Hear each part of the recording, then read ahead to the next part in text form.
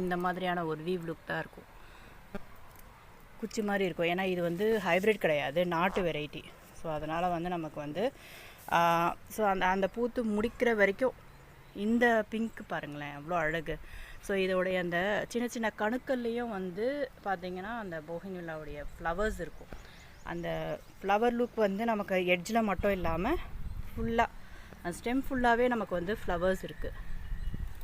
So அவ்வளோ அழகாக இருக்குது. இது ஒரு ரொம்ப ரேரான வெரைட்டி தான். நம்ம சின்னதில் எடுக்கும்போது தெரியாது, அதோட லீஃப் வச்சு கூட ஃபைண்ட் அவுட் பண்ண முடியல என்னால். பட் ஒயிட் எல்லோ வந்து நான் இப்போ தான் வந்து ஐடென்டிஃபை பண்ணவே கற்றுக்கிட்டேன். அண்டு பிங்க்கு எல்லாமே ஒரே மாதிரியே இருக்கும் லீவ்ஸ் பார்க்குறதுக்கு. அது வளர்ந்து பூ பூக்கும் போது தான் தெரியும். எனக்கே வந்து இந்த பூ வந்து ஆச்சரியம்தான். இந்த கலர் இப்படி பூக்குமான்றது. அதோட குட்டி குட்டி இது வந்து பெருசு. ஒரு ரோஸ் மாதிரி இருக்குது. ஒரு